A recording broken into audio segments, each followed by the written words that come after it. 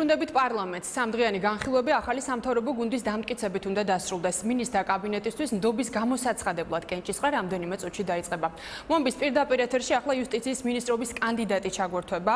ქალბატონ თეა საღამომშვიდობის დიდი მადლობა რომ გამონახეთ დრო და ჩვენი სტუმარი ხართ. მოგესალმებით. ქალბატონ თეა, ნდობის გამოცხადებისთვის კენჭისყრის დაწყებამდე რამდენიმე წუთი რჩება. უმრავლესობა ცნობილია რომ ხარს გიჭერთ, რაც ავტომატურად ნიშნავს იმას, რომ მინისტრთა კაბინეტი ამ შემადგენლობით დამტკიცდება. სწორედ ამიტომ მინდა გკითხოთ, რა იქნება თქვენი მთავარი გამოწვევა მინისტრთა კაბინეტის ახალ შემადგენლობაში? ჩვენი მთავარი მიმართულებები იქნება იგივე, მაგრამ ახალი შინაარსით. ეს არის საკანონმდებლო ცვლილებები, უფლებები და თავისუფლებები, იმისთვის რომ დემოკრატიული ინსტიტუტები გამყარდეს და ამ ინსტიტუტების მუშაობის პირობებში ინდივიდი იყოს კიდევ უფრო მეტად თავისუფალი კანონის ფარგლებში და იყოს დაცული სახელმწიფოსგან ან სხვა ინდივიდებისგან. ეს იქნება მთავარი მიმართულებები, იქნება ეს მართლმსაჯულების, პროკურატურის, ქალთა უფლებების, ბავშვთა უფლებების თუ სხვა თემებზე მუშაობა. ჩვენ ასევე გავაგრძელებთ იმ მიმართულებით მუშაობას, რასაც ქვია სახელმწიფო სერვისების კიდევ უფრო მეტი ხელმისაწვდომობა, იქნება ეს იუსტიციის სახლის 400-ზე მეტი სერვისი, აღსრულების სერვისები, ნოტარიატი, სხვადასხვა სამინისტროს სერვისები, რომლებიც სოფლად შევიტანით და ჩვენ 40-მდე საზოგადოებრივი ცენტრი, ანუ 40-მდე სოფელში უნიკალური ინფრასტრუქტურა შევიტანით და გავახარეთ ბავშვები, ხანდაზმულები, რომ მათ არ უწევთ შორსიარული ელემენტარული სერვისის, მათ შორის ინტერნეტისა და წიგნის საბიბლიოთეკო სერვისის მისაღებად, აღარაფერს ვამბობ იუსტიციის ტრადიციულ სერვისებზე, რომლებიც სოფლებში გაიცემა და ახალი ტექნოლოგიები, რის გარეშეც არ არსებობს თანამედროვე სამყაროში კორუფციასთან ეფექტური ბრძოლა, იქნება, როგორც აქამდე იყო ჩვენი ერთ-ერთი მთავარი მიმართულება და ჩვენ გვეამაყება ის, რომ გაისად ჩატარდება მაგალითად მსოფლიო სამიტი საქართველოში ღია მმართველობის პარტნიორობის, რომლის თანათავმჯდომარე ქვეყანა ჩვენ გავხდით საფრანგეთთან ერთად. წელს საფრანგეთში რამდენიმე კვირაში ტარდება სამიტი საქართველოში გაისად და ეს არის იმ გამჭვირვალობისა და ანტიკორუფციული ახალ ტექნოლოგიებზე დაფუძნებული რეფორმების შედეგი, რომელსაც საქართველო 4 წლის განმავლობაში ატარებდა. გასაგებია. სამდღიანი განხილვების დროს ისმოდა კრიტიკა და ბრალდებები. ნაციონალურმა მოძრაობამ რუსთავიორის საქმეზე დიდი პალატის წევრებზე ზეწოლაში თქვენს დაგადანაშაულეთ. ამაზე რა პასუხი გაქვთ? ელით თუ არა რომ უზენაესი სასამართლო თავისი გადაწყვეტილებით მოხსნის ამ საქმესთან დაკავშირებით არსებულ შეკითხვებს? მე ბევრჯერ თქვი და კიდევ ერთხელ ვიტყვი, რომ ხარეების ბედი, ერთის მხრივ რუსთავიორის ბედი, რომელიც პარტიული ტელევიზია და ჩვენ ამას ვხედავთ და ეს უკვე მოცემულობაა და მეორეს მხრივ მოდავე მხარის ბედი, რომელიც ამბობს, რომ მას ეს ტელევიზია თავის დროზე წართვეს, არის ყველაზე უფრო მაღალი და ლეგიტიმურობის მქონე არბიტრის ხელში. ეს არ არის მით უმეტეს რომელიმე კოლეგია უზენაესი სასამართლოსი, ეს არის უზენაესი სასამართლოს დიდი პალატა, რომლის იქითაც აღარ არსებობს ჩვენს ქვეყანაში უფრო მაღალი ლეგიტიმაციის მქონე მართლმსაჯულების ორგანო, არის სწორედ ამ ხარეების ბედი ამ დიდი პალატის ხელში. ამიტომაც არ შეიძლება მე რომელიმე მხარის ბედი დადებითად გადაწყდება თუ არ ყოფითად მაინტერესებდეს, ეს იქნებოდა დანაშაული, ამიტომაც მე სრულად ვენდობი არბიტრს მოსამართლეს, იმ 9 მოსამართლეს, რომელიც დიდი პალატის შემადგენლობაში განიხილავს ამ საქმეს, როდის განიხილავენ ეს მათ მეტი არავის არ ეკითხება, მათ შორის არც მე და ყველანაირი ცილის წამება უნდა იყოს, რა თქმა უნდა, დადასტურებული ფაქტებით, რაც აქამდე არ ყოფილა, რაც მე არ მიკვირს, რადგან წარსულშიც მოგვისმენია, რომ მაგალითად საკონსტიტუციო სასამართლოს თავმჯდომარე ამბობდა, რომ მე მას ვაშინებ და როდესაც საგამოძიებო ორგანოები დაინტერესდნენ, აღმოჩნდნენ, რომ იმ ზარის ავტორი, ქალი, რომელიც მის ოჯახში რეკავდა მუქარით, იყო მისი უბნის ბოსტნეულის გამყიდველი. ქალბატონ თეა, რადგან თქვენი ოპონენტების განსაკუთრებულად მწვავე გამოსვლები სწორედ სასამართლო სისტემის დამოუკიდებლობას ეხებოდა, ამიტომ მინდა გკითხოთ, როგორ აპირებთ სასამართლო ხელისუფლების მიმართ ნდობის ამაღლებას საზოგადოების მხრიდან?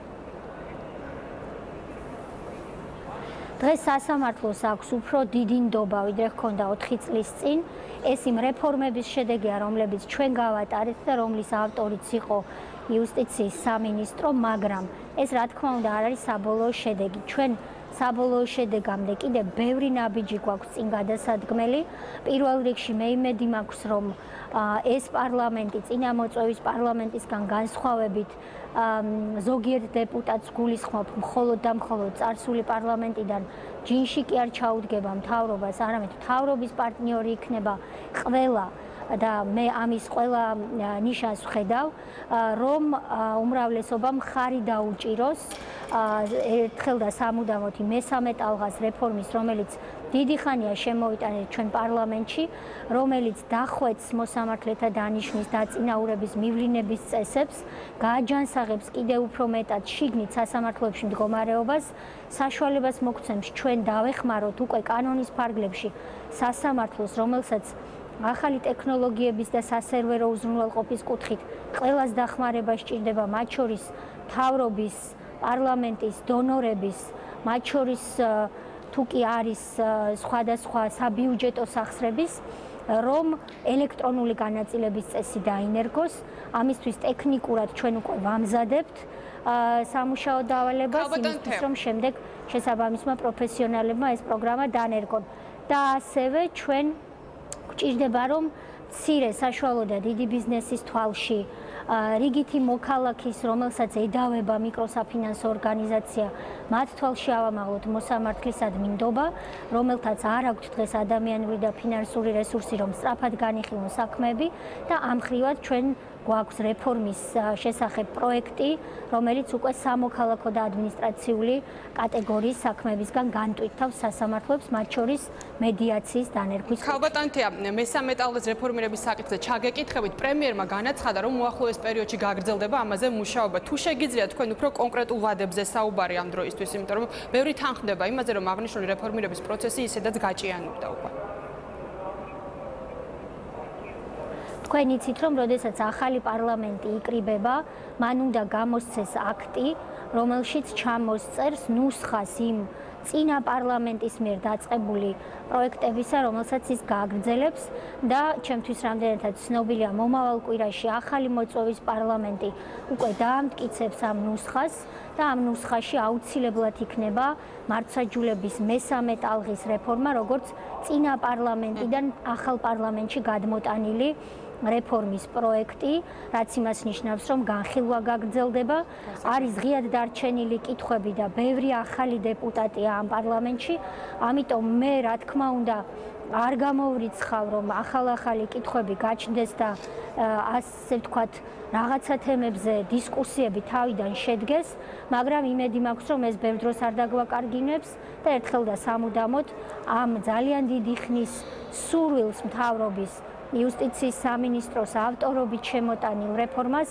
ჩვენი უკვე საკონსტიტუციო უმრავლესობის მქონე მმართველი პარტია ერთსულოვნად დაუჭერს მხარს, რადგან ეს ძალიან მნიშვნელოვანი მომდევნო ნაბიჯია მართლმსაჯულებისადმი ნდობის ამაღლების სფეროში.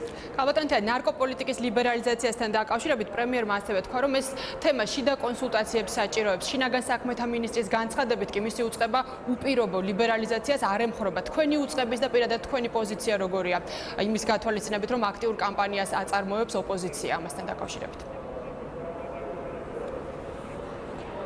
ჩემი პოზიცია 4 წლის მანძილზე იყო და რჩება იგივე, რომ ჩვენ უნდა გქონდეს ქვეყანაში ნარკოპოლიტიკა, რომელიც არის გაწონასწორებული და არ ეყრდნობა მხოლოდ და მხოლოდ რეპრესიას.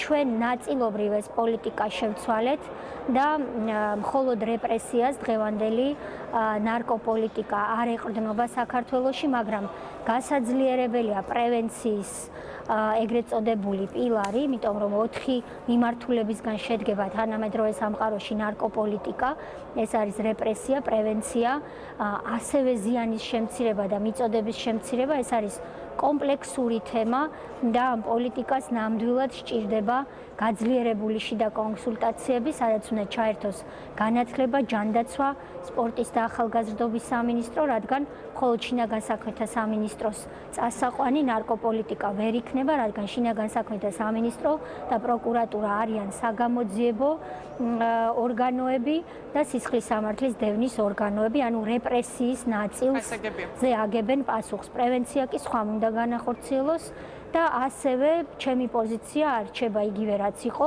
რომ ადამიანი, რომელიც მოიხმარს ნარკოტიკულ ნივთიერებას, თუ კი ის არ არის გასაღებით დაკავებული, თუ კი ის არ არის დამზადებით დაკავებული, ის უნდა იქნეს პირველ რიგში ჯანმრთელობის პრობლემის მქონე ადამიანად მიჩნეული და მას უნდა მიხედოს ჯანდაცვის სისტემამ, რადგან ასეთი ადამიანი ციხეში უფრო ცუდ მდგომარეობაში ვარდება. დიდი მადლობა ქალბატონ თეა, რომ გამონახეთ დრო და ჩვენი სტუმარი იყავით. მე შეგახსენებთ, რომ მოამბის შეკითხვებს თეა წულუკიანი პასუხობდა.